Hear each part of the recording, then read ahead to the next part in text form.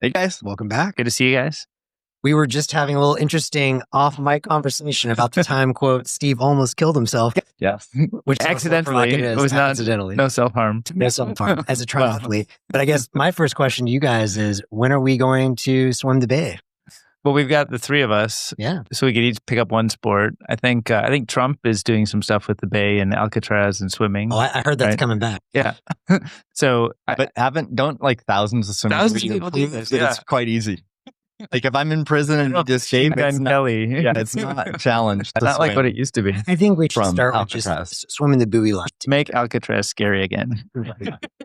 I'm already scared. I mean, even though people do it every year, the fact there was a great white that bit a seal or ate a seal like Was 2 years there? ago. Oh yeah. Yeah. Oh, it was captured on video. Yeah. It was like the first I one. didn't see this. It was the first one that entered the bay that was captured on video before. One They year usually for don't enter the bay. Jen's Yeah. birthday, we had a friend paddle from the clubs, Yeah. paddle us out there, dropped there were maybe 4 or 5 of us that swam, Yeah. and he escorted us in on one of those rowboats, Oh yeah. and we swam. We climbed down the rock and then swam right in. It's totally fine. Cool. No bites. Yeah. But the video, have you seen the video, Max? No. Oh, it's wild because I mean, there's a bunch of tourists. You may not want to. A bunch of yeah, a bunch of tourists were going to Alcatraz, right? And then one of them captured this, but it just there's a lot of blood in the water. Ooh. Yeah. Ooh. So while I deeply respect and admire the ability that you're able to do that swim, I'm going to stick in the cove. But we should all do a cove swim at some point. All right, we'll do that. nice and chill. Let's do it. So- Okay, so speaking of blood in the water, Yes. huh? How do you like that? Oh. You can tell DK's been practicing that one for the last week. Speaking of blood in the water, Noauth is killing Bitcoin Core, from what I hear. Is it Growing market share, 7% according to Clark Moody's or even charts? I saw people saying 8. Okay. Wow. Okay. So that's up from, you said 2% last week. No? So what does that? What does this mean? Yeah. Yeah. So Steve, you've been doing some What do you studying. guys think? Are you scared? Well, Is I it mean, good? Is this healthy? I don't have any real perspective of is it good, is it bad? Like on the surface, I'm kind of like, okay, like more different implementations that people are choosing to adopt seems like a good thing rather than have everybody on a single implementation. Like let decentralization win, let people try different things and choose different things and kind of vote with their feet and economic ability how they want. But one concern I would have, high level, I agree with DK, and that's like my sort of bias. However, I also understand that if you go in too far of different directions, that also potentially could split the protocol in the future. So I'd love to obviously hear your thoughts on this. You've thought more deeply, but maybe you could also, in framing it, help us think about it by comparing to the Lightning Network, which does have different implementations. At least so far, that's not been a concern. That's good.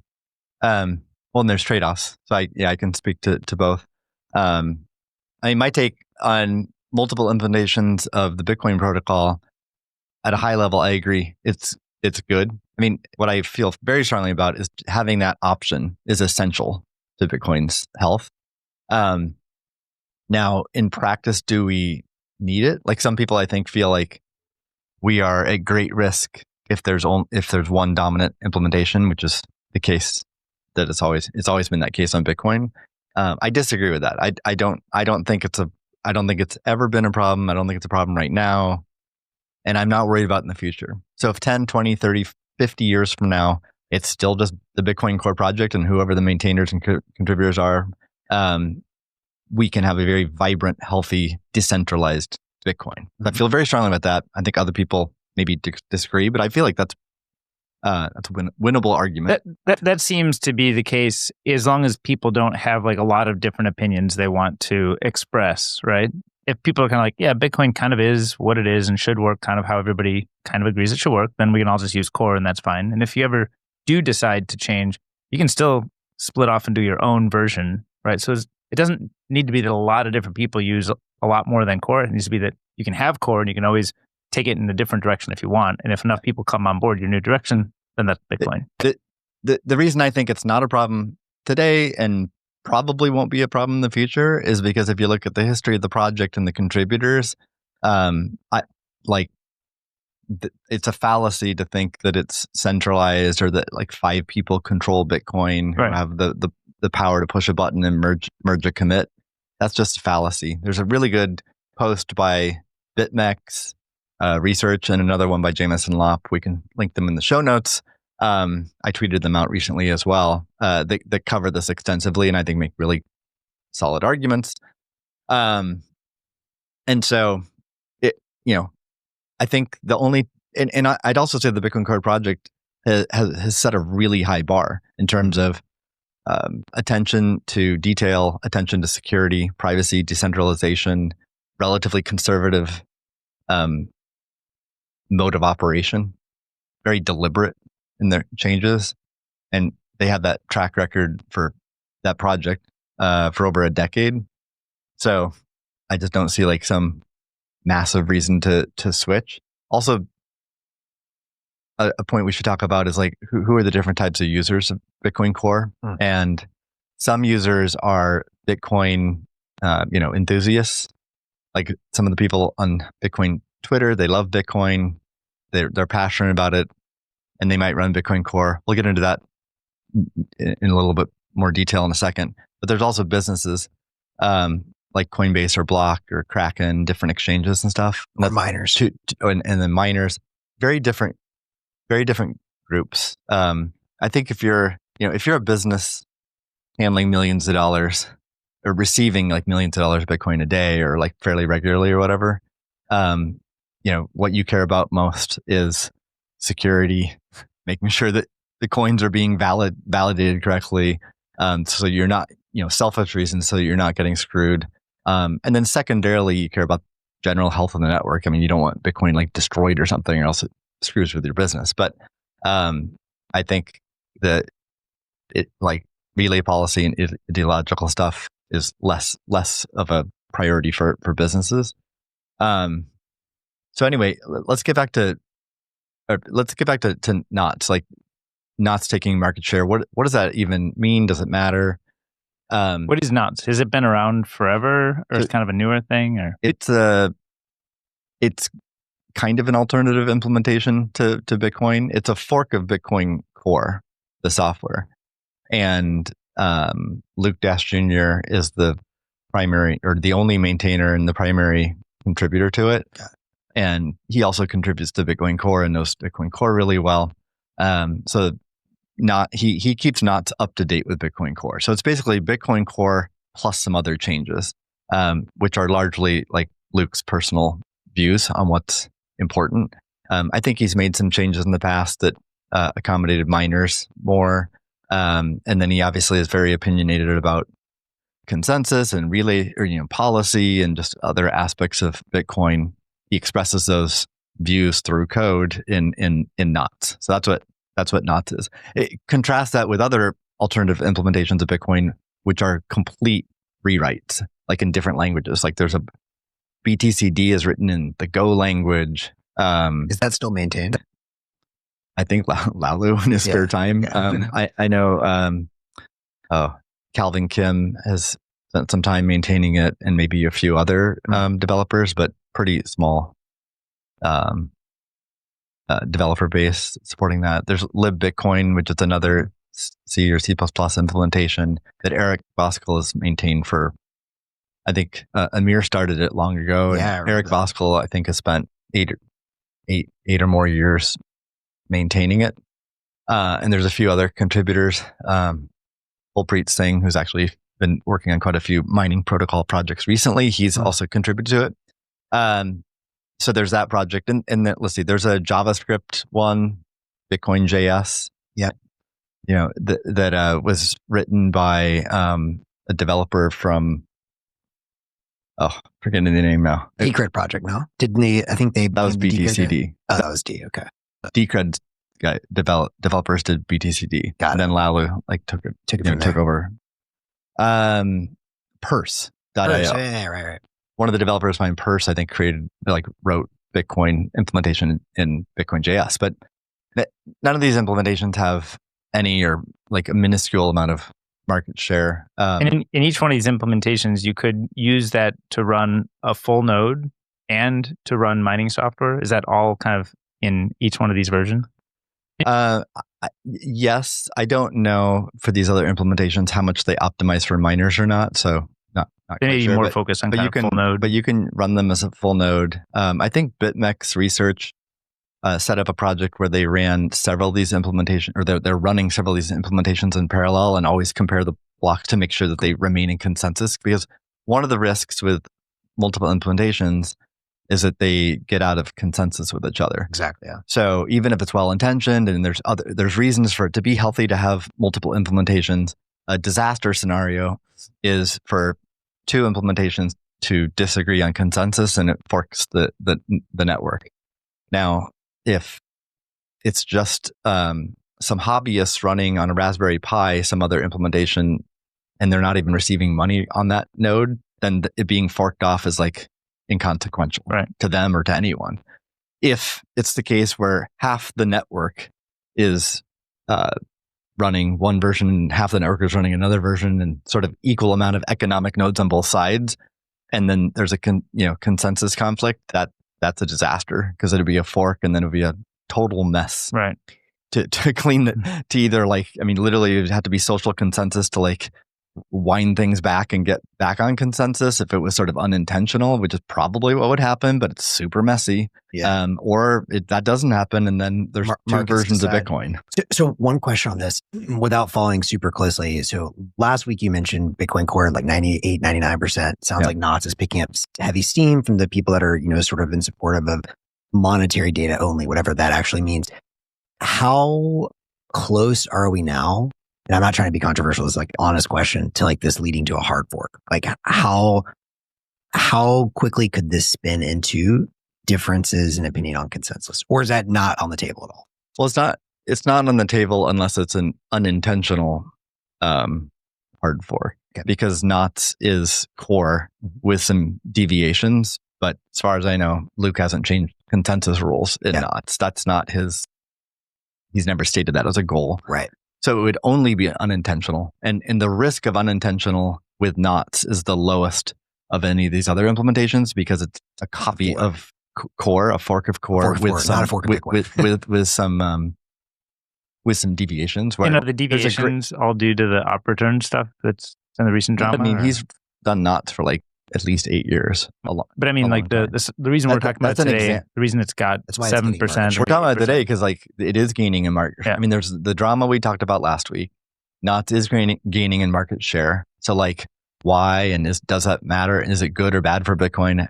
Those are the questions we want to tackle right now. Yeah. And I'd love to also talk about what's even the purpose of running a full node? I think everyone in Bitcoin has heard running a full node. Everyone should run a full node. It matters. Yeah. But there's a lot of nuance to it. So, let's go through that as well.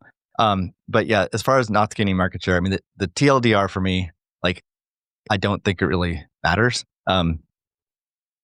except for signaling dissatisfaction by a set of Bitcoiners. Mm-hmm. I don't think it matters in the sense, I'm assuming most of these nodes that came online or either switched to Noauth or came online in the past week or so are hobbyists, enthusiasts, people who aren't running a business and receiving a bunch of Bitcoin on these nodes. I had just assumed, someone jokingly tweeted that, I'm running my 4 Noauth nodes on AWS or whatever, right? I mean, you can Sybil attack that metric. Yeah.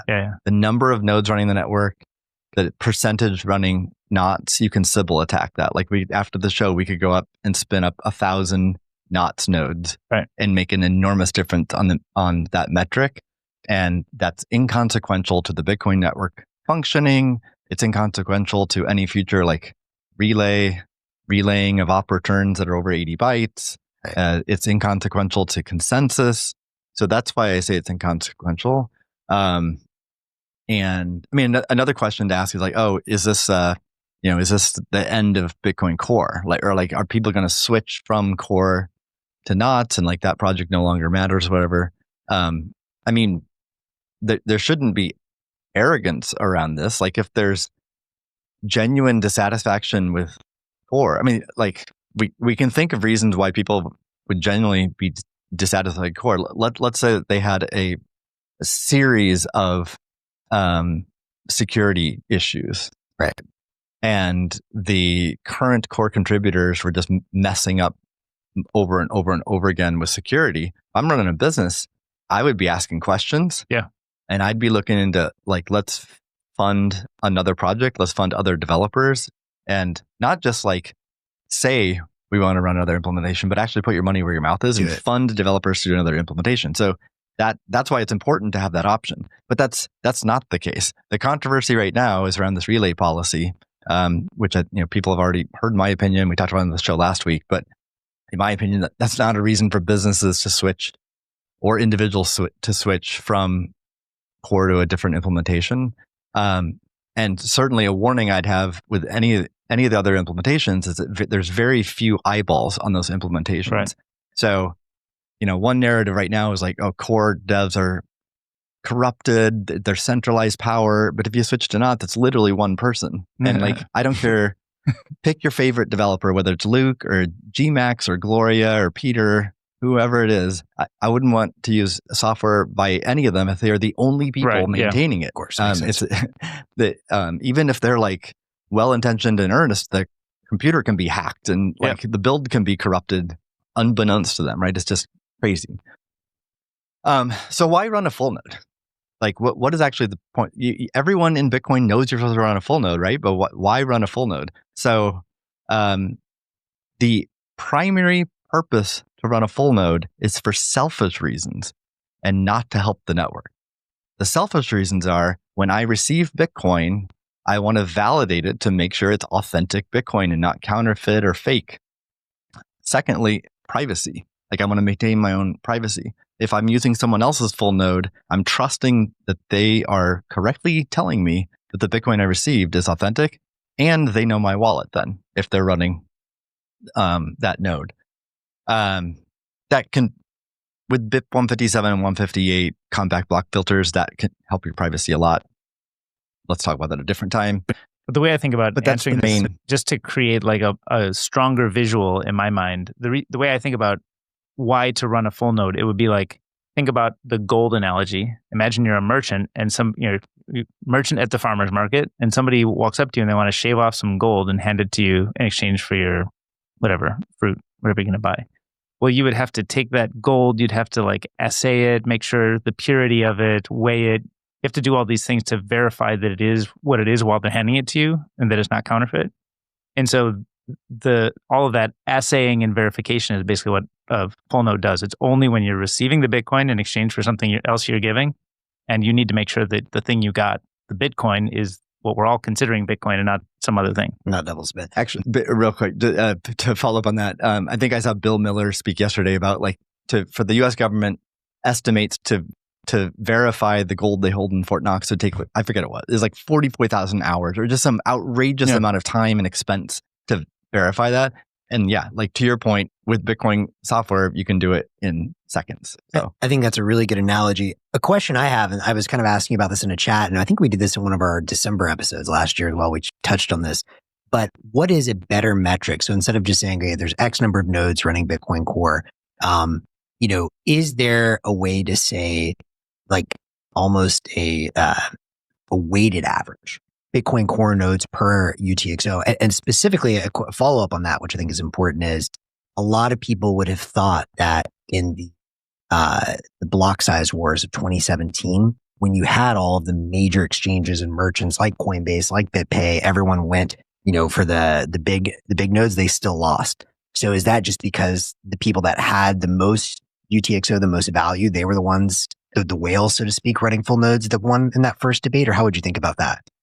Well, my quick answer to the last one is I don't think UASF or like the user nodes had, other than they had no impact on the network in terms of resolving that issue. Okay. Their loud voices mattered. But let's get into that. It's like activism. It's more activism. Yeah. And we covered that in the BCAP project, the Bitcoin consensus analysis. But we'll get into that in a few minutes. Let's see, what was the first thing? Is there a weighted the metric? Yeah. So, I'll answer that, but like, let me first. So again, I'm putting out there that the primary purpose to run a Bitcoin full node for selfish reasons to validate the coins you receive, keep your privacy. So there's no global metric that matters for that purpose. It's an individual choice, really, right? But let's get into other purposes, which I would say all of the ones I'm going to mention are much less important than that first one. But other reasons, one is to serve up blocks. So any new node in the network, it doesn't have any information, right? And one of the beauties of Bitcoin is that you can, from scratch, audit and verify everything.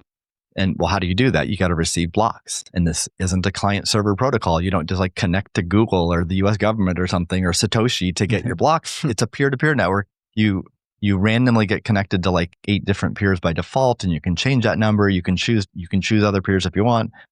They can all send you blocks. And all you need to be confident is that you only need to be connected to at least one honest peer. Even if the other 7 or the other n, like n-1, if they're all lying to you, as long as you have one honest peer, you know you're going to discover the blockchain with the most weight on it and the valid one. Just a little aside, how do those 8 get determined? Like, are they randomized somehow, or is there some broadcast chatter that sort of helps you discover which 8 to begin with? Yeah, there's a bunch of smart, good logic in it, but it does have a root of randomness of a fixed list of nodes. Fixed. Okay. Of like trusted people.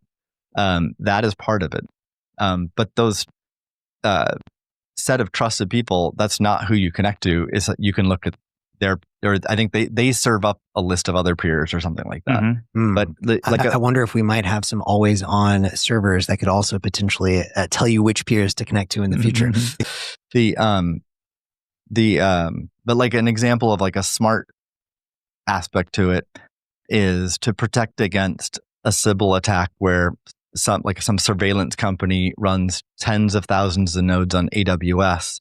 So if it was purely random out of all the possible nodes, then obviously an attacker could make it so that 7 out of 8 or even 8 out of 8 of your randomly selected nodes are theirs, and then they could lie to you, they could log data on you, etc. So to combat against that, there's like IP address banks, and like you this bank is AWS. So even if AWS has 3/4 of all the nodes, don't disproportionately randomly give people all AWS nodes.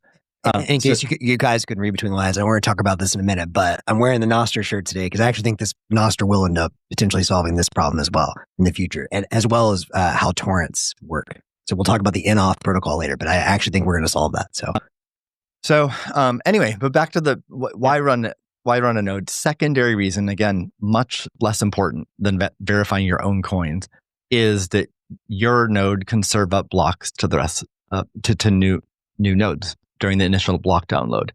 And if no one's doing that, obviously then the network fails, because if you come online, no one's willing to serve you blocks. And so there does need to be a minimum threshold of nodes running in the network that are in quote listening mode, because there's 2 modes you might have heard before. Like you might hear different counts on how many nodes are in the network.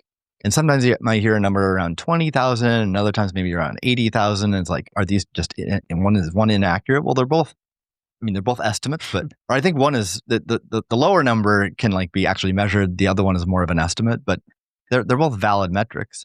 The lower number is the number of nodes listening. And so when you run a node, you can configure it to listening or not. What does listening mean? It means that others can connect to your node, and that means you can serve it blocks.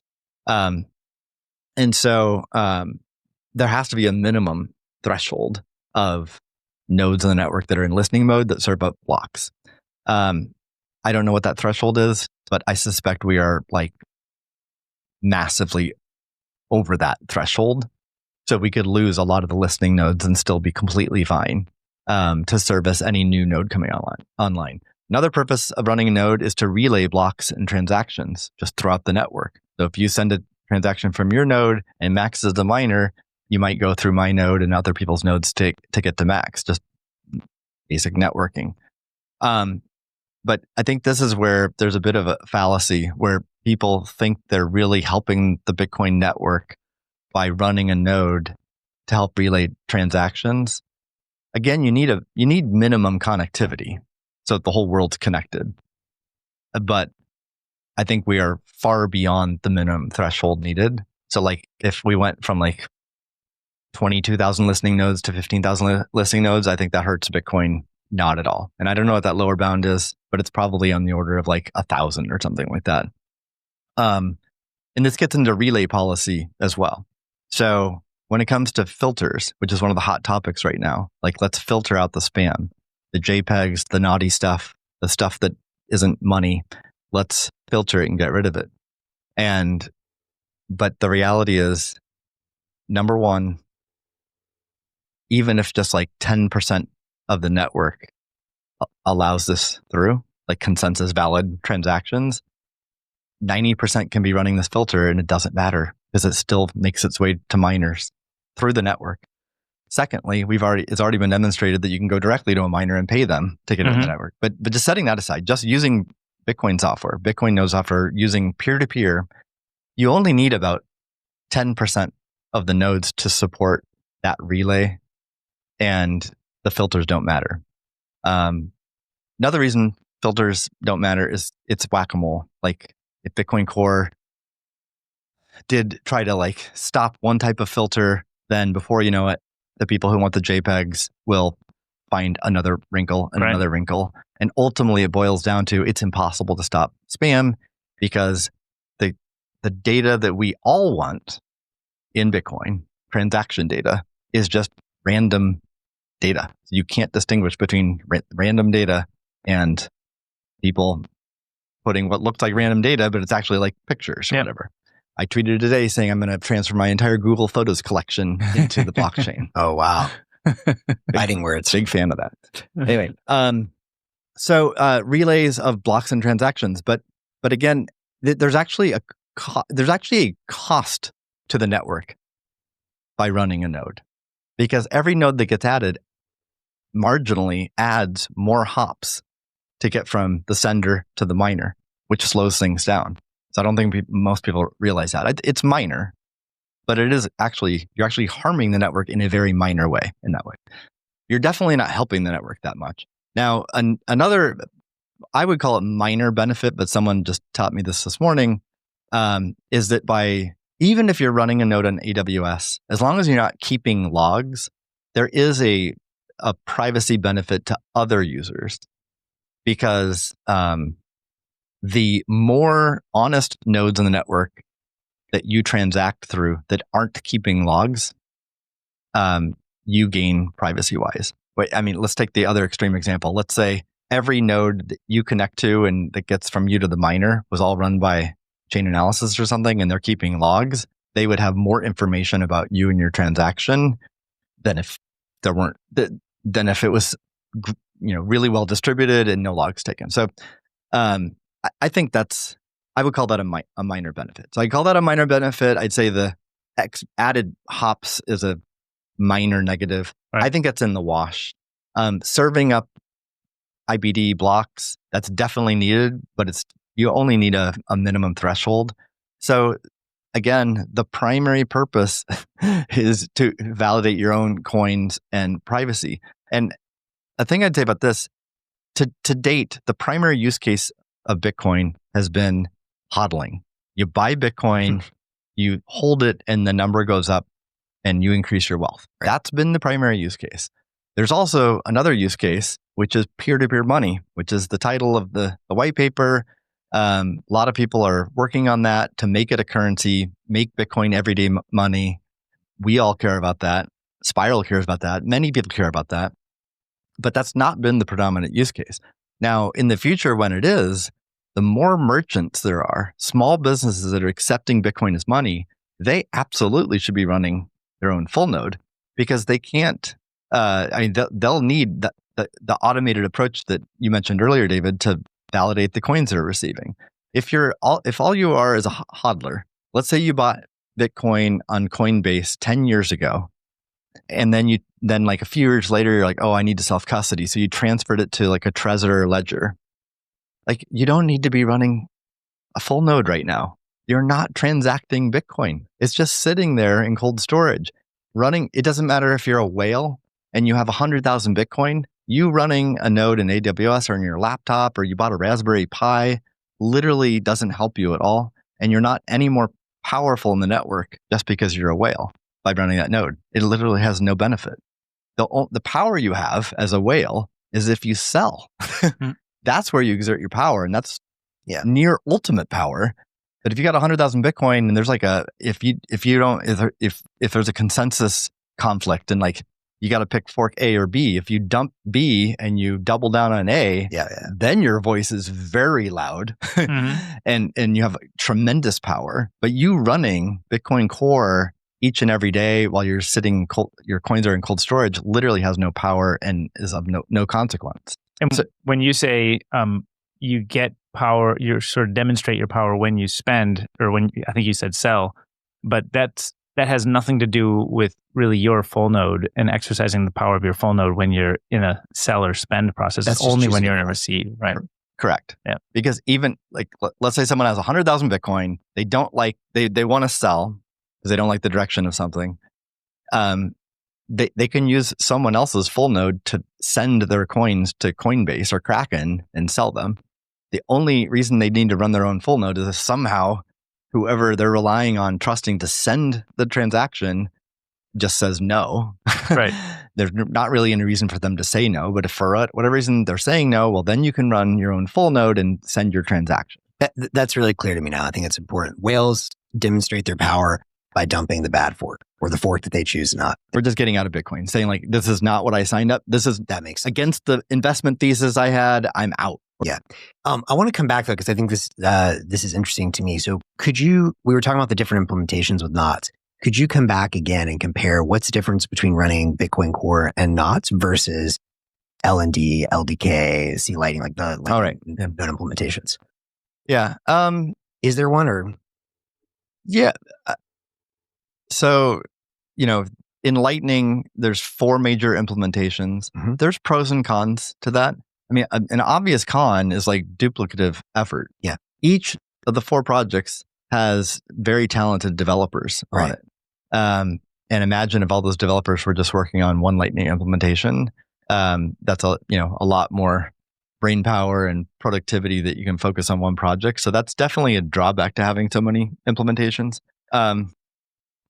Having said that, having the multiple implementations, you can sort of, each project has optimized for different things. Mm-hmm. And each project is thriving in one way or the other as well. So it's unlike Bitcoin, in which one project is dominating. Like if you looked at economic node, actually, to answer your question about metric, I don't know what the number is, but like a good metric would be like, what's the percentage of economic nodes on the Bitcoin network are running each implementation? And I guarantee you, if you looked at economic nodes, it's probably 99%. It's 99+% running Bitcoin Core and not. So this market share increase of Noauth going from 1 or 2% or whatever it was to 7 or 8%, I guarantee you is like hobbyists, enthusiasts, people who are advocating their discontent with the Bitcoin Core project. They're not merchants or miners, probably. I mean, there might be some, but yeah, I don't think businesses have switched because of this. No. And sorry, as a quick follow up on that, is there a way to actually query and get that data? There's not, because you don't know. You can query like the nodes of the network, what version they're running, right? But it doesn't also come along with, I'm an economic node, or like, here's how much Bitcoin I've received in the past 24 hours. So you don't know. Yeah. The other side of the privacy is you can't tell. Exactly. Yeah. But I'm wondering, well, anyways, I'm wondering if there's like some way you could get a better guess, but here, I mean, so you could just ask people. That's one. Right. So, I mean, this is a bit dated, but in 2018, 2019, as part of Bitcoin OpTech work, I went out and spoke with like 50 different businesses, all the exchanges in the space, and learned about their infrastructure. They all ran Bitcoin Core, and they all had their own wallet too. They didn't use Bitcoin Core's wallet. They used Bitcoin Core for the peer-to-peer code, the consensus code, to validate the coins they received. But their actual wallet was their own. They just built their own wallet internally. But they all ran Bitcoin Core. No one ran an alternative implementation. And so I'm just projecting that to today, 6 or 7 years in the future. Yeah. I just highly doubt, if you're like Brian Armstrong or Jack Dorsey, that you're not like switching from core to knots because of the op return relay policy. It just makes no sense to me. Like, because that's a completely ideological argument and has nothing to do with running these businesses. So I feel quite confident it's 99% plus running Bitcoin Core for economic nodes. Beautiful. Yeah. The only one I'm not quite sure of is miners. I have heard some miners run knots, and that seems plausible to me. But wouldn't they make more money if they get the quote unquote spam? Well, that's a new thing. Like prior to knots filtering out high fee paying transactions, I believe it's the case, and I don't know this for a fact, but I believe knots, like I said earlier, made some changes on core that miners wanted. Yeah. And if that's true, it wouldn't surprise me if miners then ran knots because they asked for a feature and they got it, right? Right. So I don't know the facts there, but it seems it's plausible to me that some or many miners run knots. But I'd love to, hear more from. And when I say miners, sadly, I mean mining pools, which are not that many, right? Because miners today don't get to select transactions, which is the topic of a deep dive on a future show. But yeah, so I think the signaling preference is the main value of not increasing market share, and I'm not dismissing that value. Even though I have my own opinions on on this relay policy in the past week and a half, I feel very strongly on one side of it. I really like people's passion and people care so much about Bitcoin. I mentioned that last week too. I think it's a sign of health actually for Bitcoin, even though it's like kind of a nightmare and wasting people's time. But if we had to do this every week or every year we work on Bitcoin, that would not be fun. But if these kind of things coming up every once in a while, I think it's a sign of health. Yeah. People care.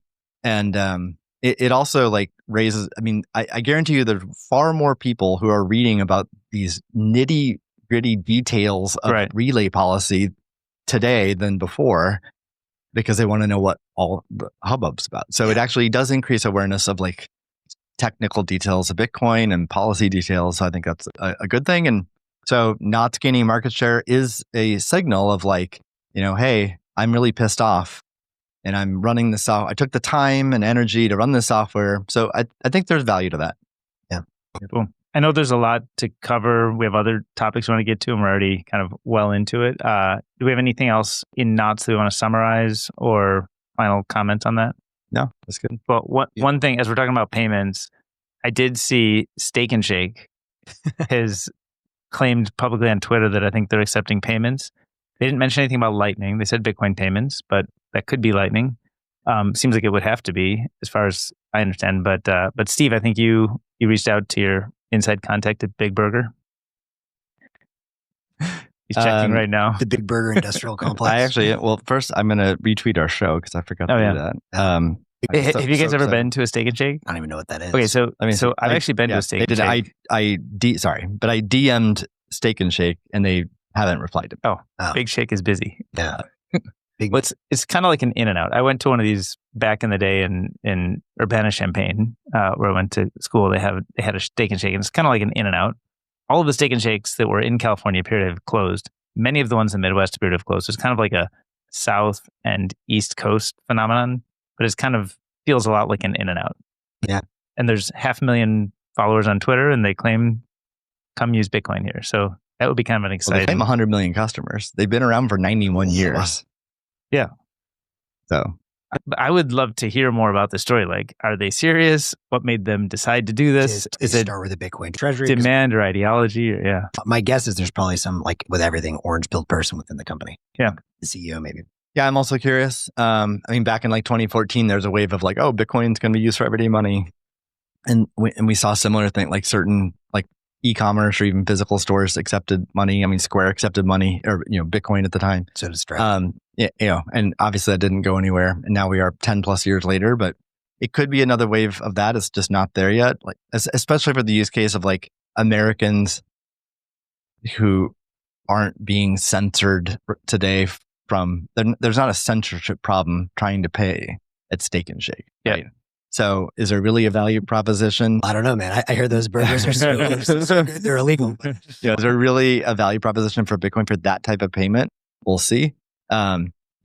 cutting out, so historically it's typically a marketing exercise to do this. We'll see if there's actual adoption. But the good news is today versus 10 years ago, the usability of spending wallets on mobile phones is much, much better. Obviously, way more people own Bitcoin now. So the probability of the masses now own Bitcoin, and it's relatively easy for them to take a small portion of that stack and put it in a spending wallet in their phone, and it's pretty usable. So that's very different today than 10 years ago. Totally. So, and as we talked about last week, the US government might be changing the tax laws. So all these things are coming together where it's credible that it could be used in these situations. I'm still a little skeptical on that type of transaction because me personally, I would just go there, use Apple Pay. I get 2.5% cash back on my credit card. That's hard to beat. Totally. And, I think if you think about it, the way my mental model for this is very simple. And I think you hit the nail on the head with the first piece, which is Bitcoin first found product market fit, just HODL. Okay, that's obvious. Then the next market that actually made money was exchange. I think the next one is securitization. That's what we're seeing with MicroStrategy and other companies that are doing that now. Payments, I think, will probably come after that. Now, the sort of elephant in the room, which will be a nice transition point into more of the sci-fi stuff, is maybe something like AI using Bitcoin payments will make it explode even faster. But I also don't think it's completely sequential. It's not 1, 2, 3, 4. It's a little bit of one bleeds 10% into 2. And over time, it's that becomes 20% into 2. So I think, as we discussed, and I think 2 shows ago, we had a lot of discussion on Bitcoin and Lightning payments taking off. It is happening. It is headed in the right direction. Maybe there'll be an inflection point. My guess is, if you're crazy like us and think the whole economy comes to Bitcoin, it's going over $10 million a coin. Once it's well over $10 million a coin, Bitcoin payments are that's the norm. Somewhere between there, let's say 2025 and 2035 or whenever that actually ends up happening, it's going to be, my guess is a series of moves in that direction. So beautiful. Cool. All right. So confidential compute? Yeah. Well, okay. So confidential compute, yes. Is that not sci-fi? I have a couple of things. So I definitely want to talk about confidential compute. I have a lot to say about this. We may even need to go into a whole other episode because this is one of the deepest, most beautiful rabbit holes. But I have to start with what's hot for me because I think it ties a little bit into that. So obviously the base protocol of Bitcoin is what matters most, Lightning on top of that for payments. What's getting me so excited right now though is thinking, okay, assuming now we have money that works and it obviously always needs more work, and payments that work. What can you then start to do that? And that's the reason I've always been so passionate about stuff like Nostr and now confidential compute.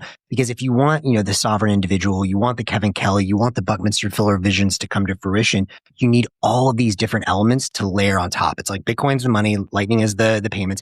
Now, what do we do with the identity piece? What do we do with the data piece? How can we build the new web? What does it actually look like? And so the first thing I just want to mention, because it's so hot on my head, is this is I would say, most exciting week I've seen in Nostr ever, which I know sounds a little hyperbolic because, you and I had a whole show just on Nostr. We've been tracking this closely for years. But one thing that I just want to remind people with Nostr is, it's a public-private key identity system. So your identity is a pub key, signed everything with a private key. Interestingly, it's a Bitcoin key, and we haven't even explored that yet. And then you obviously transmit messages over relays or a free market of servers and have Bitcoin and Lightning payments easily integrated with all of that. Great. Those are the fundamentals. I think for many years, it's been a very slow roll. People have seen other quote unquote decentralized networks like Mastodon, like Blue Sky, which are, Mastodon has other issues. Blue Sky is not really decentralized. It's more of an Ethereum decentralized and name only kind of thing. But my thesis has always been the features that work elsewhere and other good ideas, just like with, features that come from the Ethereum or DeFi world will always come back to Bitcoin at higher levels of abstraction, which we're seeing with things like lending, which we'll also discuss. Same thing's going to happen in Nostr. And so, it's been a slow roll, but in the last 1 to 2 weeks, I've started to see the fruit being born from all of the seeds we've been planting for many years. So one example, Kali launched the ability to finally do your own starter packs, which is a great idea that came from Blue Sky. So now if you're onboarding someone, you did this in the very hood way at the very beginning. You just said, hey, follow these 10 people. Great. But now anyone can create their own, I've seen, okay, here are people that are in Indonesia. Here are people on Nostr that, here's merchants. And so for the circular economy thing, which someone visited the Presidio Bitcoin, we talked a lot about the circular economy. Maybe you only need 10 or 12 merchants to be able to actually completely unplug from the traditional economic system if you want. Help me understand. I saw the post about the pact, but how is this different and more meaningful than just a list of 10 accounts to follow? I think it's just easier for people to onboard, user experience. Same idea though. So, hey, I just want to, with one click, add all these people into people that I'm following and see them in different kinds of clients. But yes, it effectively just is a list. But the list, obviously, you had to actually go and follow one by one. Okay. And is it being added to the Nostr protocol so any client can adopt it? I don't even think it required a NIP to do this, but I'm not sure. That's something we could check in with Callie. But anyways, that's one very small example.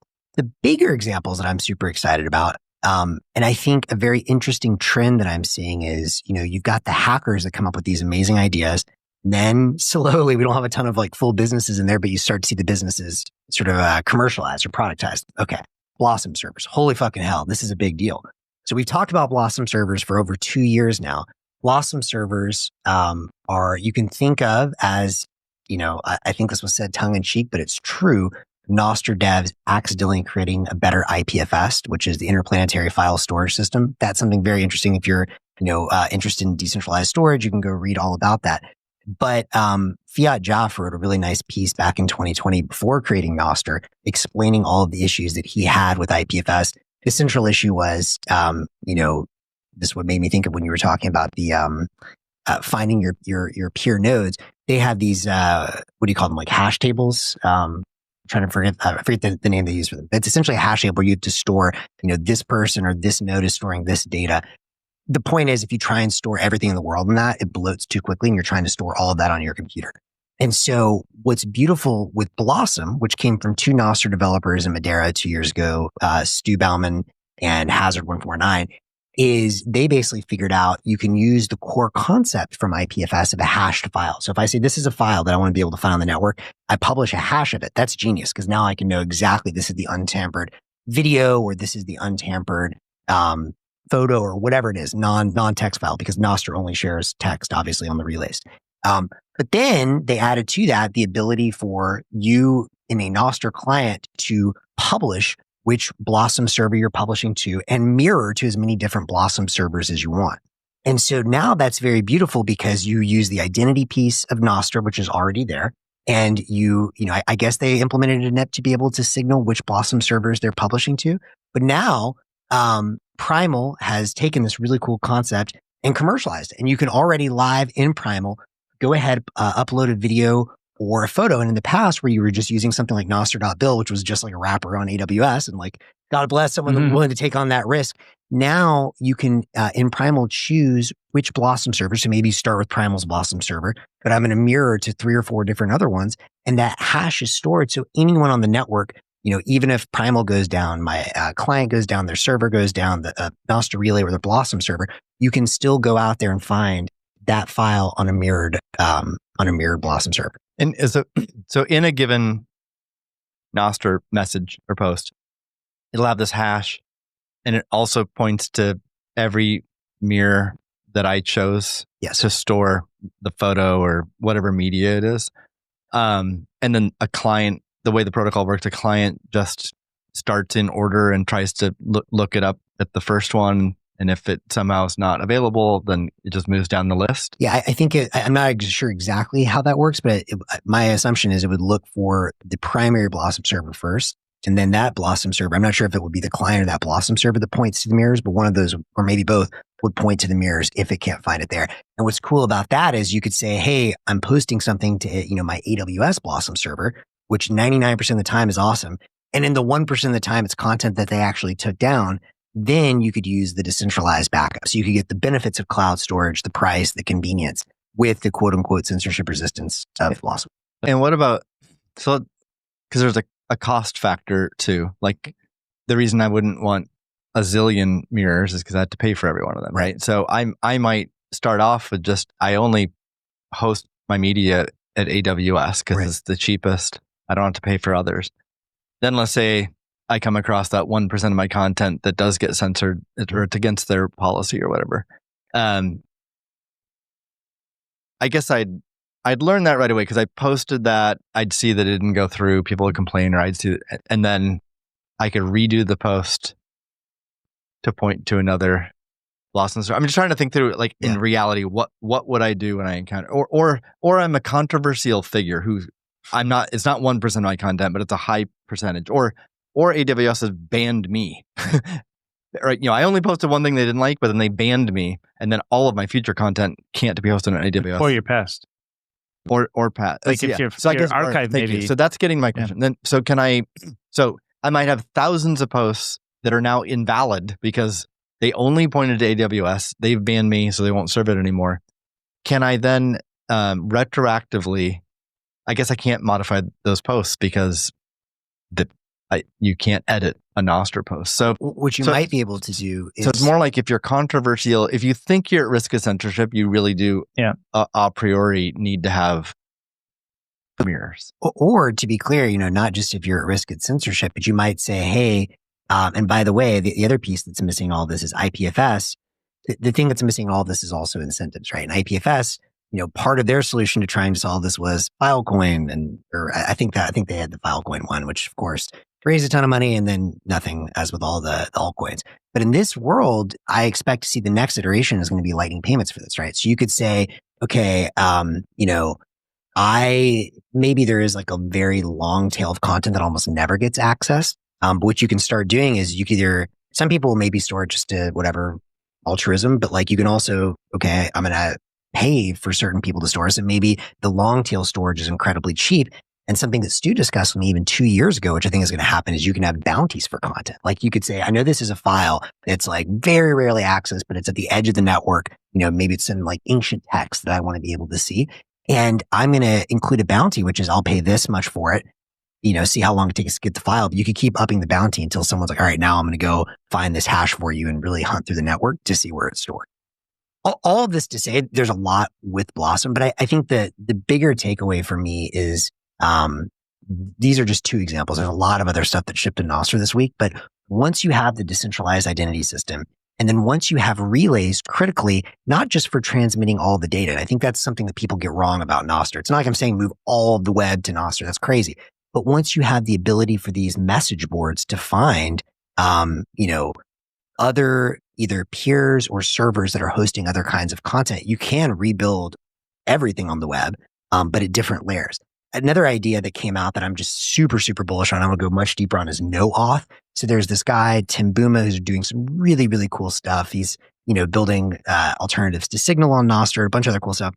But in doing that, and this is also the beautiful thing about what's all happening in the Nostr ecosystem right now, it's all accidental innovation. It's not like they came out and said, I want to solve IPFS. It's okay, we can only store text notes on Nostr. Well, shit, how are we going to store video or photos? And then they built this as a complement to what they were building, right? To solve a real problem. Similarly, in trying to build his, encrypted chat app, and I think he also has like a Dropbox that's encrypted too, so storage app, he ended up building what he's now calling Noauth, which is OAuth, but on Nostr. And so in the way that, for the listeners who are familiar, OAuth is like what basically everyone uses, like Google, Facebook, a few other big guys, maybe X, Apple, they run OAuth servers, which allow you, whenever you click on a website and says log in with Google, log in with Apple, that's what you're doing, is you're hitting their server. But of course, they're controlling it. It's completely centralized. His point is you can now negotiate for every site or every peer-to-peer transaction. You can use a Nostr relay if you both agree to it. And you can peer-to-peer send basically messages back and forth to agree what kinds of permissions you want to give to a specific user for your site. So the possibilities, once you have these like building blocks in place, it's wild. Like literally it is watching a truly decentralized web, and it is so fucking cool.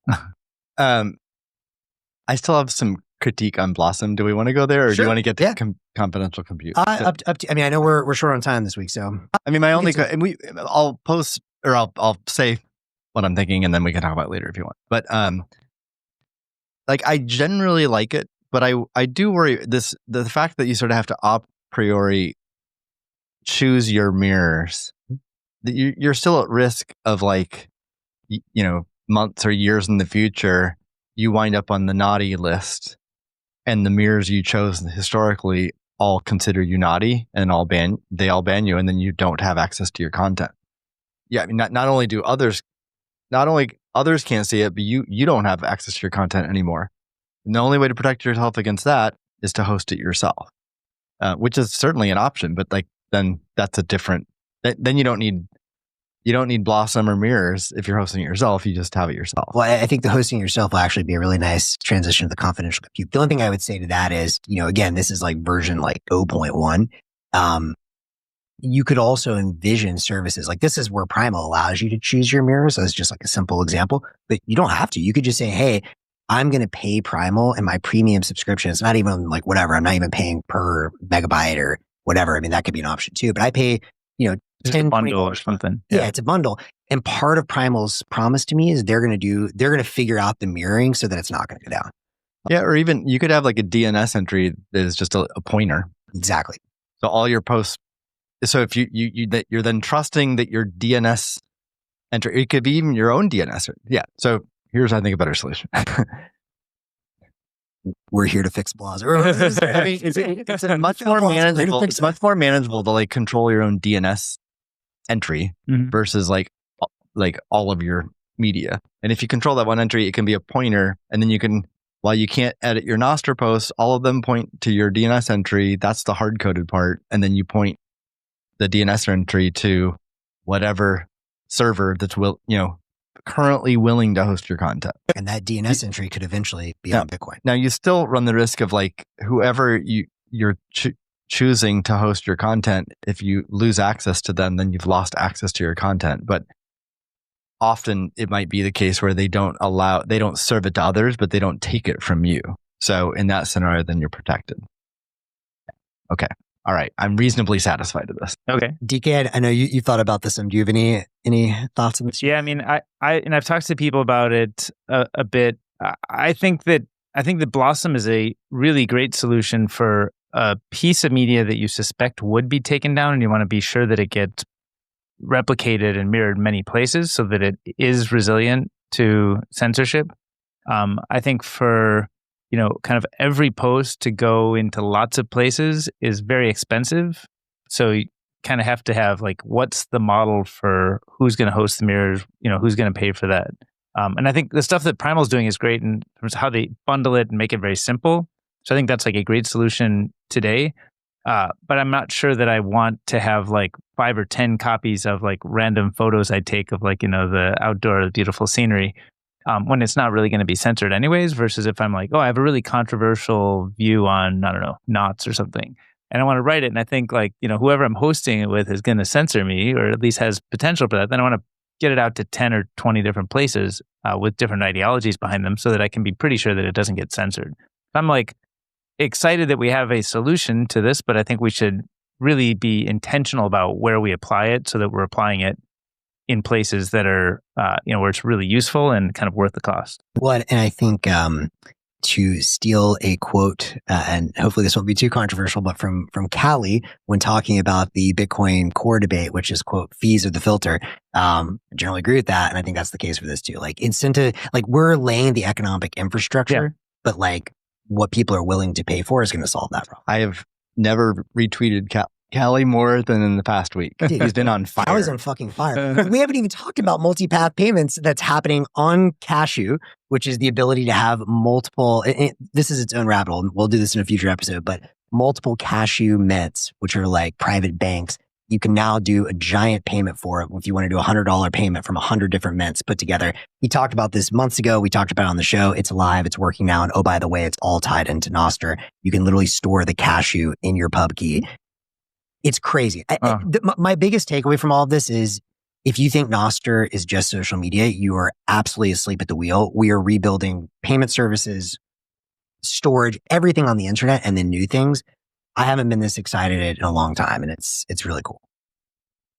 Cool. Was there one thing, you mentioned that your mind was so blown this week. Is it kind of the culmination of all the stuff that you saw, or was there one thing that really drove that moment of surprise? Like, was it the Noauth thing or the I think Noauth stuff? is the biggest one. Okay. Honestly, I think it's all of them just hitting at once, just back to back to back. We didn't talk about Will and Damas. I think he shipped, I haven't played with it yet, so I can't say much, but the first version of his notebook, there was the Nostr vibe coding thing from Soapbox, making it much easier with their MCP server to get all the nips and like orders, libraries, things you need to actually vibe code with Nostr. Maybe that'll be useful. I think you said this, Steve, for the hackathon. But I think that all of it hitting together at once. If I had to pick one though, it's the Noauth protocol. And the reason I say that is like, if you think about centralization points on the web, and not just for like the extreme censorship, but just like, again, it's always like the frog boiling. It's like the internet was open and wild and free. And then like all the users went to 5 websites, and those 5 websites are now running OAuth servers, which allow you to log into anything else on the web. So basically the web is not very useful if you don't have accounts with Facebook or Google or Apple or Twitter, whatever it is. And now with this possibility to negotiate between two individual users and a user in a site using a third party, like a truly decentralized relay, that to me has implications that are massive. Yep. Absolutely massive. And it's just like, we're just showing the demo of this today. We got half an hour. I know we want to cover Strike launching Bitcoin loans and confidential compute or commute. Both. Which do we want to tackle first? DK? Why don't we do a little bit of Strike in the new launch there, and then we can do confidential compute at the end. So I raised this because I've obviously been like very interested and active trying to play with Lava and understand sort of how this sort of Bitcoin collateralized lending and loaning future is going to work. So it's an area that I've spent a lot of time kind of leaning in on Lava. And then recently, I think it was a week or two ago, Coinbase launched a loans product, or kind of scaled up the loans product and made it more kind of professional. And then Strike this week announced that they have a loans product. Lava is scaling up their loans product. And I was also just looking at, there's a bunch of others over the years, like I think Salt, Ledin. Unchained as well. Unchained has one. And EatFi. Yeah, BlockFi. Yeah. Celsius. Storage. Yeah. RIP. We're getting into the dregs now. 12-year prison sentence. Yeah, exactly. But I think this is like a really important, I think about everything as like these bridges. I love the fully ideological hold and spend, and that I think it needs to exist. There's a place for it. But I think to make bridges to the existing systems and meet people where they are, I think these loans products can be helpful at meeting people where they are and understanding kind of value they can get from Bitcoin today.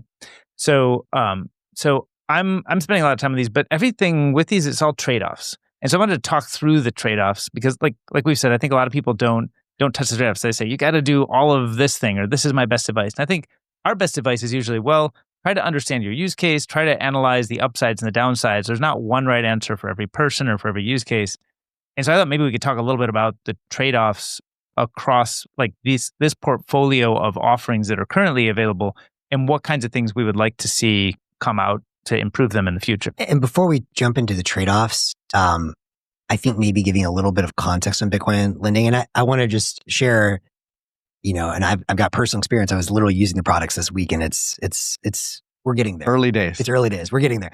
But, I also have mixed feelings on this. And for those who don't know, I'm sure most people don't understand at this point. The idea of Bitcoin-backed lending is, you take Bitcoin, you then over collateralize it, usually in a 2-to-1 ratio or something like that. And you get a US dollar loan against it, which you can use to buy your coffee because people love coffee and Bitcoin, and pay your rent, things like that. And I think there's a massive market for it. BlockFi, others have demonstrated that before they blew up. But I do just want to say there's a part of me that's like, I have mixed feelings on it because yes, there's a huge market. Yes, it's going to be useful. Yes, I need it myself. And yet part of me is a little bit like, I have mixed feelings because the whole system is structured in such a way that those that have access to assets understand how the system works, basically collateralized lending in the first place. It's been, I don't want to say exactly a scam, but it's like, if you understand how the system works and you own capital assets, this is a way basically to stay rich and have tax avoidance. And that's what people use it for. It is what it is, but it's very sanctioned. That's what people use it with, real estate loans, all kinds of things. Part of me is like sad that you have to be such an expert in any of these things and I guess that's part of the beauty of Bitcoin is it's so simple. I save in Bitcoin. I don't have to be, a hedge fund manager to beat inflation. Similarly, I wish there was a world where, I guess this gets to the jack point of no state is the best state. If people could just transact freely, that would be beautiful. But in absence of that, at least with Bitcoin collateralized lending, Bitcoin as a capital asset is open to all and collateralized lending is open to all. So at least it levels the playing field. I'd push back a little bit. I don't think you have to be rich to use this, and I don't think you have to be super sophisticated either. Again, we already said it's early days, so I don't think any of us are saying Russia, everyone should be using all these products right now. It's early days. There's even more risks today using them, but in the future it'll mature. But the reason why I say you don't have to be, rich, like let's say, obviously it's very relative to what is rich, but even if you have a modest amount of Bitcoin and that's your savings, your life savings, you can still use it as collateral for a loan. And if you need if you need to make a payment this week and it's urgent and you don't get your next paycheck or you don't get your next flow of income for a month or 3 months, that loan really matters to you. And it doesn't have to be $1 million loan. No, it can be literally like a $50 loan, right? So I agree with you 100%. What I was saying is the more prior to Bitcoin, right? Like the reason we have asset-backed lending in the first place is so if I'm super wealthy and I own a house or whatever, a vineyard in France, I'm saying I agree with you. This is democratizing access to that. I'm just saying it's kind of silly that like, I don't know, like that you have to play this game in the first place. But the only way to get out of that game, though, is to be on a fully Bitcoin standard, which I think we can all believe that's the future, but it's not probably next year. And also, the reason this is a strong value proposition is taxes too. So, a reason you want to, there's multiple reasons you want to keep your Bitcoin, but one is if you have a low cost basis, and again, whether you're rich or if you have a modest amount of Bitcoin or a lot of Bitcoin, either way, if you have a low cost basis, you're not excited about selling it and having to pay a massive tax bill. I think Max is saying you should. Yeah. So I'm just saying it's sad that sad that you have to know about taxes. This like tricky stuff in the front, and we're democratizing. What tricky stuff do you need to know? Well, I'm just saying, like in the past, Noauth is super easy to use. The main thing I'd want to make sure people understand is that there are risks you're taking when you're taking out a loan.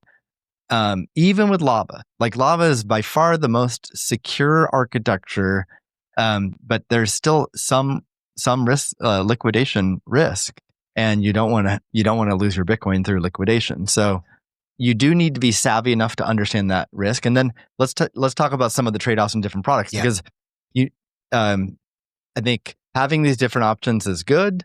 You're going to find products with different rates that you have to pay and different like counterparty risk, and you do want to understand what deal you're signing up for when you take out a loan. Yeah. Right. So let's jump through some of the possibilities. Real quick. Let's talk really quick about use cases as well. I mean, you mentioned buying coffee. I don't think you said that in jest, I think, but it's true. The reason it's been a big market historically, BlockFi and all these companies that like went bankrupt and basically lost everyone's money, why were people taking out the loans?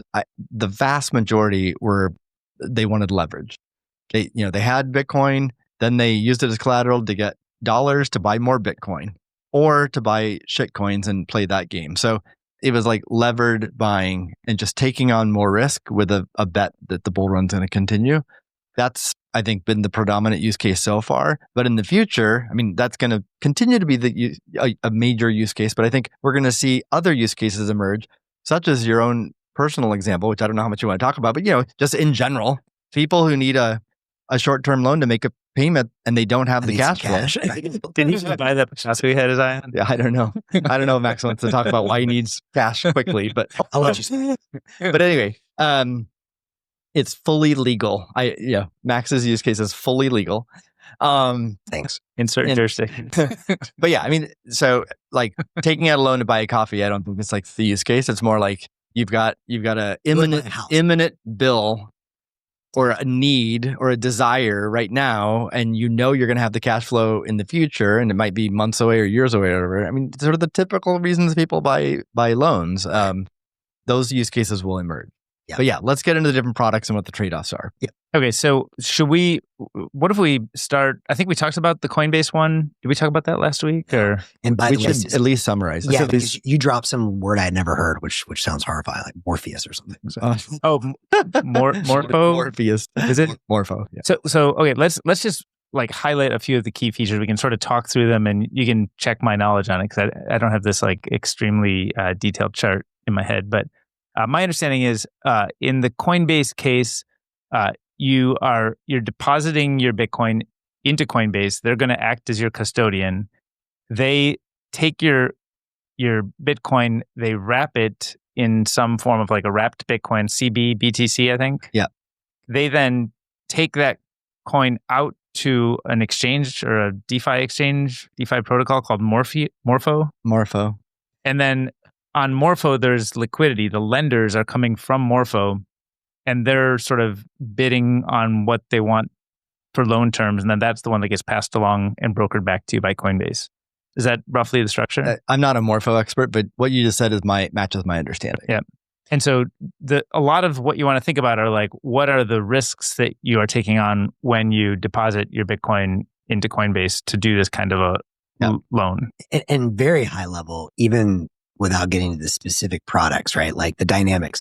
If I give you the keys to my Bitcoin and you give it to someone else that's willing to pay for that, and you pass on, some of that, well, there's an interest rate that's set on that. The fundamental question I would always ask, there's always two fundamental questions I would ask for any of these products. Who holds the keys to your Bitcoin? Are they rehypothecating it or not? You should be able to answer that question very easily. And then the second thing is, who are they giving it to and what the hell are they doing with it? And this Morpho thing, I have no idea what they're doing with it. Just the name alone and the DeFi thing tells me there's some degen shit happening. And I certainly hope, by the way, Coinbase has these Bitcoin-backed loans separated from the custodian stuff they do. I'm sure they do. I certainly hope they do, because if not, that could be a giant blow up. But so as far as the risks with Coinbase, I mean, there's two we should highlight. One I'd call a small risk in the short term, and that's the fact that the CBBTC, like Coinbase's wrapped Bitcoin, that Bitcoin, it's in their cold storage. It's relatively safe. The risk of that being lost in the short term is low. Long term, we've talked about on past shows, they've become a huge honeypot, and even though they have like really strong security measures, like that's risky. But the big short term risk is Morpho. And again, I'm not an expert on Morpho, but my understanding, and this has been confirmed by people that I've spoken to at Coinbase, like the rate you get for your loan is variable, and because it's in the shitcoin land, like there's a lot of volatility, and that rate can fluctuate dramatically. So if it spikes extraordinarily high on you and you're unable to make a payment, I believe it introduces a new liquidation risk. So one that's independent of the price of Bitcoin. Like the price of Bitcoin is the liquidation risk you're going to face in any loan where you're using your Bitcoin as collateral. If the Bitcoin price collapses, all of a sudden your collateral is worth a lot less, and the lender is going to want to see more collateral, right? That's a risk you're always going to face with that type of loan. But this is an additional risk where things that are not the Bitcoin price and completely outside your control, the rate increases, and then if you don't make your payment, you might lose your Bitcoin. So that really, to me, feels like I don't know enough about the probability of that rate increasing and by what magnitude. So knowing that would inform me better, but it feels like a product I wouldn't want to use. Yeah, I think solely for that reason. Because it's through Morpho, I think that means they're sort of somewhat blind to who's on the other side. DeFi would claim we're totally blind, which means you don't have like a really high quality lending partner who's providing liquidity, stable capital source, pre-negotiated terms. You just have like, leave it to the market. Whatever people want to lend at is fine, which sounds like a nice free market capitalism kind of, libertarian bent. But we know that the characteristic of that kind of capital is that when liquidity dries up, let's say, NASDAQ goes way down or other types of risk-related assets goes down, a lot of times liquidity will dry up, which means now there's fewer lenders, means rates spike. And so my understanding on the terms are, you get a 50% loan to value to initiate, and you have to maintain, I think, 86% loan to value on the Coinbase thing. So if you ended up, simple example, deposit a Bitcoin, about 100K, you get 50K of USD back, and you owe whatever's the stated rate of like 12% or something. I forget what it is. Some initial. Less, right? It's less, is it? Is it 7%? I think it's 5 to 7%. Okay. 5 to 7 is for llama. I think some of the other ones are higher. I've been poking around, but it's somewhere in that rate. It's 5, 7, 8, 10%. And you have to keep that 100K loan to value below $86,000 then. But that if suddenly the interest rate spikes, you could start accruing a lot more to that 50K of loan that you're taking. That could start growing very, very quickly. And again, to hammer the point you're saying, for any of these products, to me, the key question is transparency. What are those What's people happening? doing with the Bitcoin? Like, if you can't, like, this, by the way, when I was looking at DeFi very closely at my last fund for a year and a half, I sincerely tried to understand, where is the yield coming? And I could not answer that question, at which point I said, I'm the yield. Yeah. And so if you can't answer, like explain it like I'm 5. Where's the yield coming from? Who takes Bitcoin? What do they do with the Bitcoin? If you can't answer that question, run is my advice. I agree. Yeah. And that's a thing that I think is the longer you study Bitcoin, the more that you understand that the transparency and the trust minimization is like a core piece of why the whole thing works. And almost every system we have in the world, governments, corporations, clubs, whatever, always have some amount of non-transparency that gets exploited by whoever's in charge. It always happens, even if you're probably in charge of a system like this, maybe your HOA or something, or like you ask the garbage guy to come by and pick up your thing before everybody else's, because wink, wink, nudge, nudge, I'm the guy who makes the decision, right? Like these things, it's just like anytime there's a chance for like non-transparency, you get some form of minor corruption, like full stop, it just happens. So when you don't know where is the yield coming from, who is lending, what are the rules, if you can't verify that, that's when you should start to be very, very scared. And that's why I'm scared of the Coinbase solution to this. So let's talk about Strike a little bit. Should we give Coinbase the props on what are the benefits? What are the pros? We should see, are there pros? Easy to use. Easy to use. Well, I mean, we should fact check what the rates are, but I thought they were in the 5 to 7% range. So good rates. So maybe assuming that's true, then it's much better than what Strike just announced. Yeah. And it's competitive with Lava. Yeah. And I don't know this for a fact, but I would suspect there's a lot more liquidity with Coinbase than with Lava. Yeah. So the probability at this point. Yeah. So the probability of me actually getting the amount of loan and maybe the duration at a reasonable rate is probably much higher. So I don't know that for a fact. That's probably true. And if it is true, that would be the benefit. And then, like I said, it's a relatively small risk you're taking about them or controlling your Bitcoin. It's the Morpho risk, which I think is a big unknown. Yep. And I think they do loans up to $1 million or $1 million. Oh, nice. Yeah. So I think you deposit up to 2 million of collateral and get $1 million of cash out. Yeah. So easy to use, probably good rates, and you can get large loans.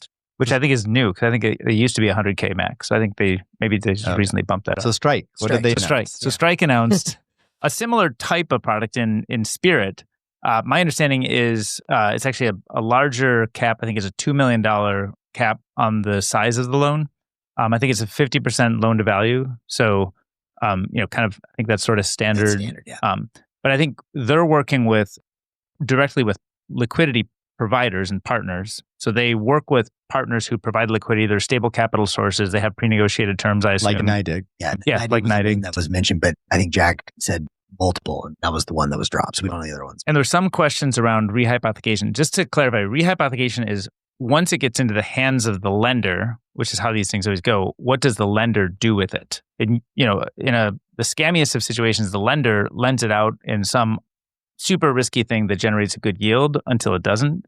So I think with NYDIG, and I don't know them personally, but my understanding is they're one of the kind of good actors in the space. That if they're the custodian or they're the lender, they're probably not doing super degen crazy stuff. But I don't know if that's for sure. Steve's keeping it very blank. But I know of no reason to say that statement's not true. Okay. But I would have said the only reason for pause, Yeah. I would have said the same thing about Genesis. Uh-huh. And a lot of our mutual friends lent Bitcoin to Genesis. One's very vocal on like the ex-Googler Bitcoin list. Right. And yeah, I think a lot of people would have said Genesis also wouldn't do play those shenanigans, and they did. So, very basic question. Again, they're probably, I have no reason to believe they're a bad actor. Of the actors, they're probably the best actor, although we don't know for anyone for sure. For someone that is a good actor, what is an example of something they could use that Bitcoin for that's low risk today? Buying treasuries? I think it's a leading question. I don't know. I'm serious. You can deploy it on the Lightning Network, and Okay, then so we know that. No, but we're not getting the real yield there yet. That can change soon. Absent Lightning Network. I think you get yield is the you can't deploy a lot of capital yet. Or I mean, if you deploy a lot of capital, your yield goes down. So let's assume we're deploying a lot of capital. Yep. Can you give one example, just one, of a way you can get yield without a lot of risk? U.S. Treasuries. I'm not trying to be whatever. I'm just saying if you can't answer that question very well, but even that doesn't make sense to me. Because you're holding Bitcoin. Yeah. Well, and your liability is in Bitcoin, right? But they might have some hedging. If there's people listening that can give us examples in the chat, please do. I'm being very honest. Like in the future, this Lightning node thing is the one thing I can think of where it makes sense. If I give you Bitcoin and I trust you're a good actor, like, a Block or a River, and like, I really think you know what the hell you're doing with your node. Okay. Probably your hot wallet risk is relatively low. I'm willing to take that risk. I don't have any other examples yet. Someone else does, please. And the reason why that's a special category is because you already trusted that entity to give them your Bitcoin, and they're not giving your Bitcoin to someone else. Yes. So you're not taking additional counterparty risk of the Bitcoin. And again, like left side of the curve, I understand there's risk. The risk that I see in that is you're running a hot wallet, you could get hacked. So then the question is, do I trust Block or do I trust River to like run a Lightning node successfully and not get hacked? Cool. I know exactly what risk I'm taking. Yeah. I haven't studied the options markets around this, but I bet you could generate yield. Kind of thing. Yeah, or like collared, you could probably create yield where you say, I'm willing to give up the upside in exchange for yield. There's probably some way to express that idea, and I think that would be how you would generate it in a not super scammy way. Okay. So like a not crazy risky way. But I don't know if those markets super One thing well. we didn't talk about with Coinbase is rehypothecation risk. So I think their stated policy in legal terms is that they don't rehypothecate the wrapped Bitcoin. It would be good to fact check that. But my understanding is they put it into like the Morpho protocol, and then they put the wrapped Bitcoin. They put the token. They don't. They hold the Bitcoin. Okay. Decentralization of wrapped Bitcoin. Right. So CBBTC, I thought it was operating on Base, and I thought it somehow got its way over to. Yeah, it does. Okay, but then for it to get unwrapped, it would have to get token. But then they have to trust that Coinbase will unwrap it and give it back. So the Bitcoin is actually living at Coinbase in that case. Interesting. Now with Strike, I think Jack Mallers did tweet and confirm that they can rehypothecate. They may with some partners, but not others, or something like that. I thought I saw something like that. Yeah. So that's not a great answer. Well, it's honest. It's transparent. Yeah. You asked for transparency, so it's not a great answer in terms of when you're deciding to use this product or not. You need to add that risk factor to the profile. It's a little surprising to me that it's 12% rate and rehypothecation. Like in general, if you're taking on that additional risk, you'd expect a lower rate. So, I guess we'll talk about lava in a second. But I was going to ask, 5 to 7% and provably no rehypothecation and provably no counterparty risk. You're not giving up your Bitcoin. That seems like a way better deal. Yeah. So, but would you actually pay more for the no rehypothecation? So, what about 7% with rehypothecation, 13% with no rehypothecation? What do you pick? No rehypothecation for me. I mean, obviously the numbers that you have to it also depends on how long I'm doing it for. If I'm only doing it for 3 months, I'll absolutely pay to make sure my stuff doesn't get jacked. Sorry, what is 13? I'm paying 13% no rehypothecation. Yeah, you have to pay more because you're the yield. So I'd want to. I mean, that's a big enough delta. I would want to dig deeper, right? So, who are their partners? Getting back to Max's strong point, which I totally agree with, where you start with is what's happening with that Bitcoin? Who are they lending it to, and for what purpose? And if I don't get an answer, or if I learn that it's degen trading or whatever, I'm paying 13%, or just not doing it. I wouldn't take the 7%. If it was, if the purpose of the additional loan actually made sense to me and didn't feel like total degeneracy, and it was more of a trusted brand and partner with a track record, then I'd probably take the 7% and the rehypothecation risk. Yep. Then once they blow up, we'll come back and check it on your answer. Another, I think I shared this tweet. Another one that I thought this was too good a point to just skip while thinking about collateralized lending is I forget who it was that made this. Was it BitPayne or BitStein or somebody? Is that BitPayne's BitPayne? Okay, I don't know who's who.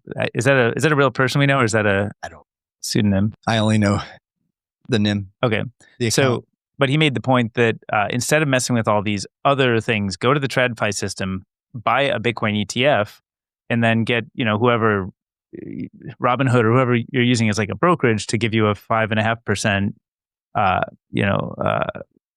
Collateralized loan on your Bitcoin ETF, which actually is kind of like a better answer right now than a lot of these alternatives. Yeah.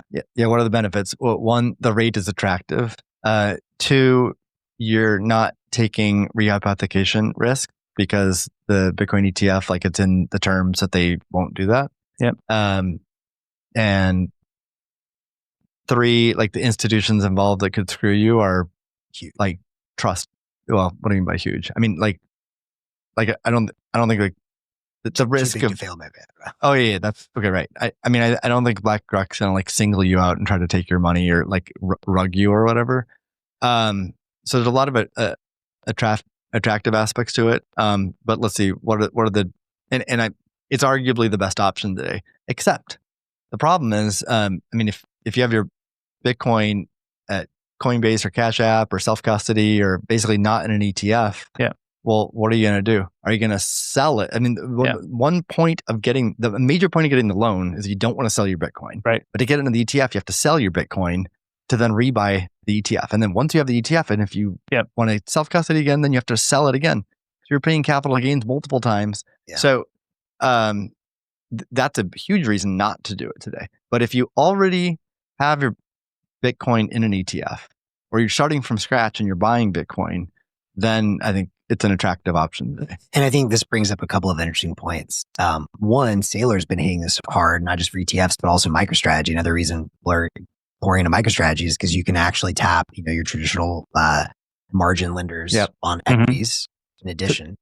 I would point, so I just said I just want to be clear, even though it's an attractive option if you are starting from scratch and you buy the ETF, but everyone should be aware that if you buy into ETF, if you ever want to self-custody, it's a tax trap right now. Agreed. Because you have to pay taxes to then rebuy and self-custody. So we all need to be paying attention to the in-kind transfers, which can operate in two directions, where you can get Bitcoin out of an ETF or put Bitcoin into an ETF tax-free. And there's, those are, right now, neither is possible. It could be the case that one of those is enabled or both.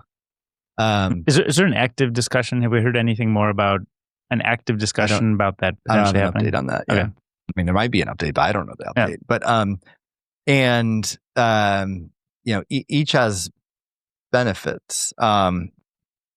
If for the case of like I already self-custody Bitcoin, I want to take out a Bitcoin backed loan and take advantage of what you just said, David. Well, then I want the in-kind transfer into the ETF because I don't have to pay taxes. But then it's like Hotel California, right? And you can't get it out, right? Yeah, so I really hope that we see in-kind transfers bi-directionally. Yep. I think that's good for everyone and accessible to everyone, not just like large investors or institutions or whatever, but in-kind for retail would be best for everyone because then lots of people can start with the ETF. It's accessible. It's a great way to start with Bitcoin, but you're not in this tax trap. And then once you value self-custodying or using your Bitcoin, spending it, and then you can do that. You can take out some from your ETF and spend it. Or go in reverse if you want to use the ETF as collateral for a loan. And we talked a little bit on our bike ride, but I don't remember if we talked about it on the show, and I don't know if we got to the end of it. But there was an announcement from Schwab that they want to do spot crypto trading in the next 12 months. I think they were primarily Bitcoin. But if they are doing that, and we know that the authorized participants like Jane Street have been approved for in-kind redemptions, I think both in-kind to and from, you could imagine that sort of we're laying the foundation of the pieces that could enable that bridge to get from the ETF to the authorized participants out to retail. Like that may be coming together. There's like at least indications. I don't know if we have any certainty on that. And if like Fidelity does that too, I mean, you start getting big, powerful companies lobbying for that change as well.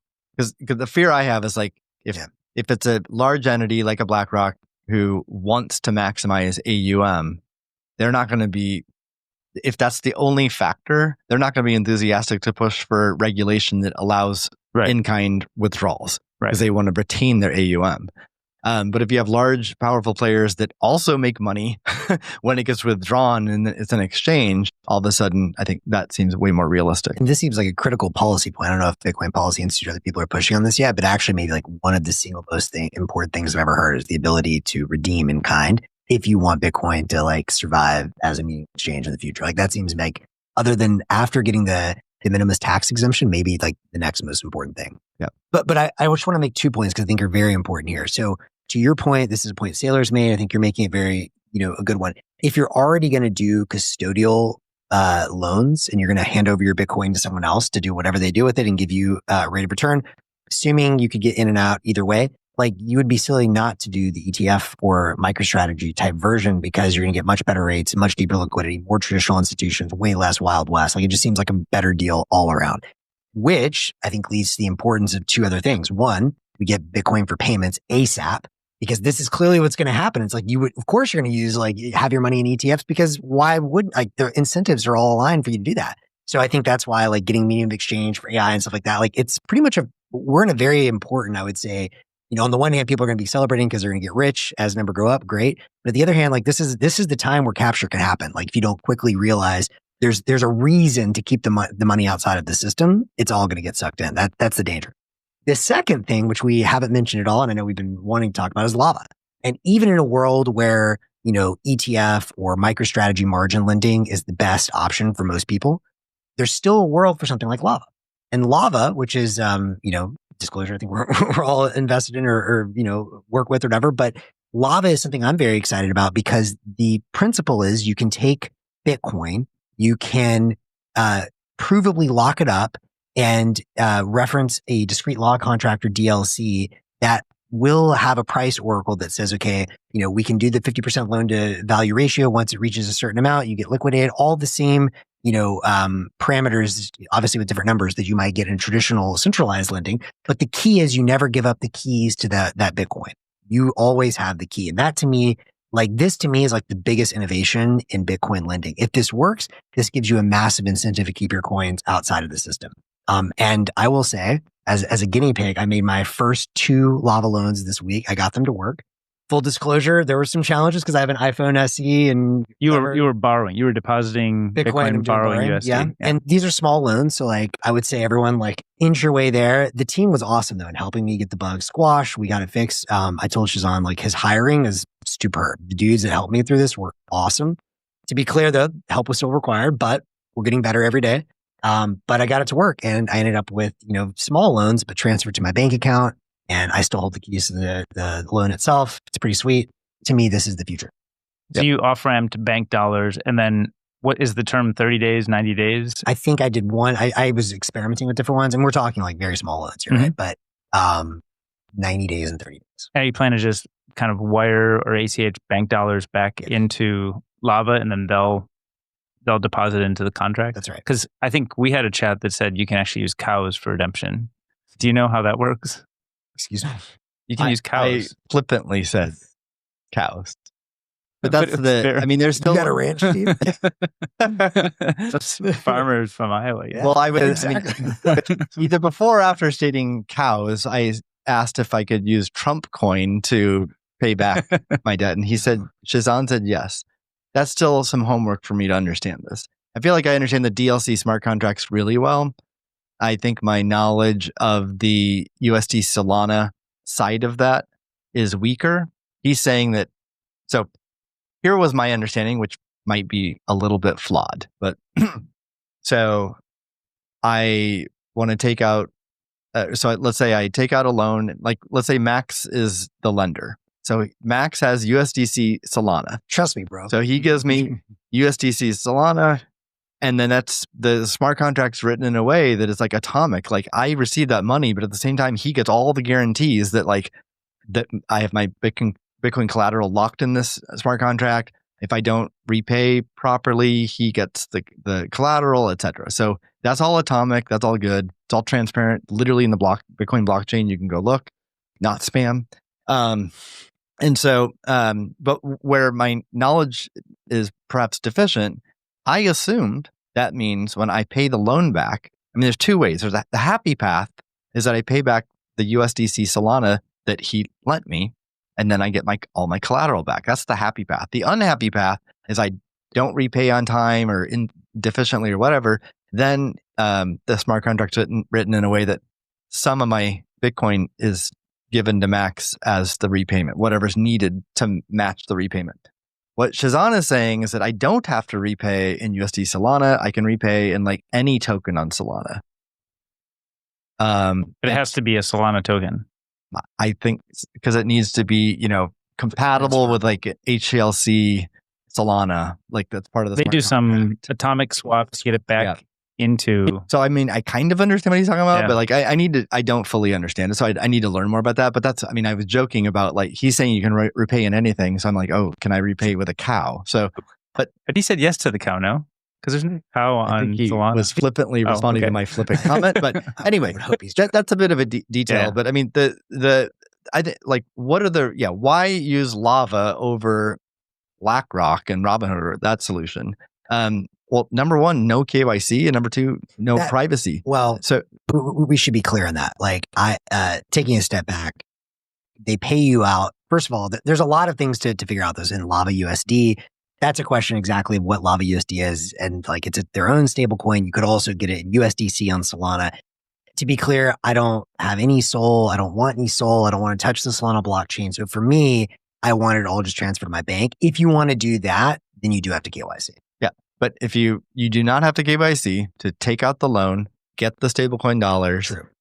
Transfer it to like Phantom wallet, and then switch to, trade any coin you want, including wrapped Bitcoin or something. Yeah. Or you can transfer it to another exchange and buy more Bitcoin. Right. So I can take my Bitcoin, take out a loan in Lava, no KYC, get the stablecoin, transfer that, buy more Bitcoin, collect more Bitcoin, and just keep doing that and getting more and more, accumulating more Bitcoin, no KYC. So it's only if I go to a TradFi bank like Wells Fargo or something do I have to KYC. And then privacy as well. So the no KYC matters. I mean, a lot of people around the world don't have they don't have a Schwab account. They can't buy BlackRock ETF. So for tons of people around the world who it's not like some kind of like shady deal, they just literally can't KYC, Lava will be a great product for them. So getting back to the sort of the democratization point, you don't have to be a privileged person like American with a bunch of money or whatever with your own personal BlackRock account. You can just be anyone in the world. Even if you've got like a few $100s of Bitcoin, you can take out a loan with Lava. And even though you had customer support and it's a big hassle, and it should not be minimized that all this stuff is early. Yeah. But my experimentation with Lava, I've also done experimental loans. I would also double what Max said and like start slowly with the stuff. But I did it in like one click and it just instantly got the loan. It was like an incredible experience. The only getting the loan was instant. The only delay was like the 10-minute block confirmation on Bitcoin. And like in some future version of Lava, it'll support Lightning and then it'll literally be instant. That's sick. It's like amazing. It is like, magic, And then another future version of Lava, something we've all pushed on hard, and finally Shazan says it's on the roadmap. We should keep pushing it. Keep pushing. Is that you can bring your own custody. Because today you have to transfer your Bitcoin to the Lava mobile phone app, like a single SIG wallet, which I'm sure is like relatively secure, but like that's for at least 3 reasons. The product needs to support bring your own custody. 1, security wise, everyone has their own personal preference for custody. Let them choose what that is and not have to switch it. Number 2, UX. Even if I'm comfortable with the Lava app on my phone for security reasons, it's still a pain to have to transfer it from my wallet to that wallet.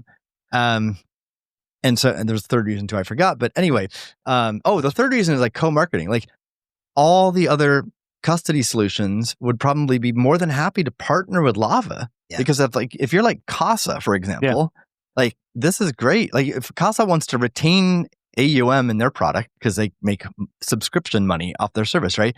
So if their customers have to transfer the funds out of their system into Lava to get a loan, that's bad for them. Yep. They want to keep the funds. So they'd be more than happy to partner with Lava and market and co-market with Lava because the funds stay within Casa. So I think with those two improvements to the product, it'll be a huge win. A third improvement is around Oracle. So I've been going back and forth with people on Twitter about, there's no difference between a multi-sig and DLCs, and there's no difference between like having like Unchained or Coinbase control your Bitcoin versus a DLC, and that's just not true. It reduces risk tremendously, but you can still strengthen the oracles situation, the risk you're taking there, by having multiple oracles, and those oracles being big brands like River, Coinbase, Block, etc., Strike, having multiple of them, and like any one brand doesn't want to like tarnish their brand by lying or cheating the price of Bitcoin with their signing oracle, right? So we'll evolve to we the industry evolve to that. I expect Lava to evolve to that, and that'll be a very robust solution. And I also want to, those are all incredible points. I hope Shazan is listening to this. Like Steve is so right. Also the exchanges, a lot of the exchanges, local ones I work with, they're getting demand for loans. They would love to co-market and build this as well. There's so many, there's a lot of opportunity. I'm very bullish. One thing I also just want to hammer on, I know this was kind of implied, but I don't think you said explicitly. So I just want to say, you mentioned all the reasons someone might use Lava. There's the privacy piece. There's the people outside the United States, which was a great point. And I wasn't thinking about that. So good one.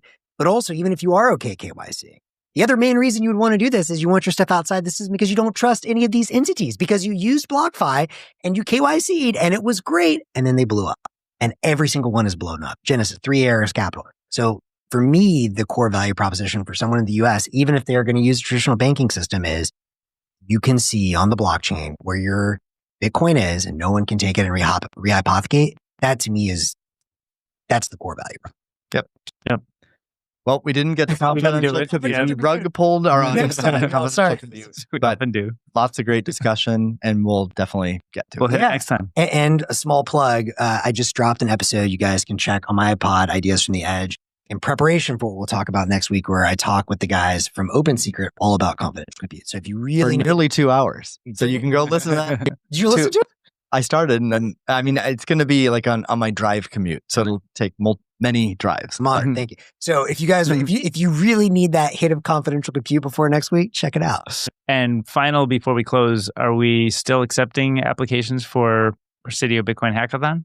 We are. In fact, Good point. Perhaps someone Max just had on his show. Maybe coming to hack? Might be coming. And just applied. So yes, we still have a few slots. I think we're around 40 approved hackers, and we've got a few slots left. So if you're still interested in just learning about it or just ready to decide, please still apply. And it's pbhackathon.com. Yep. And we're Bitcoin. 1 week away though, so now is the time. Next week, Bitcoin plus AI, it's going to be sick. We've got some incredibly strong people coming from places like Berkeley. I've seen people from the Nostr community talking about it. Like, honestly, this is going to be, like, I think when we look back at the history of like AI using Bitcoin, maybe this is where it all starts. And isn't it like $10,000 or $15,000 worth of prizes? There's some cash money. Yeah, over $10,000. Over $10,000. Yeah. Yep. It's like big money. Yep. Okay. Well, we will see you at the hackathon. It'll be delivered as Bitcoin though. Of course.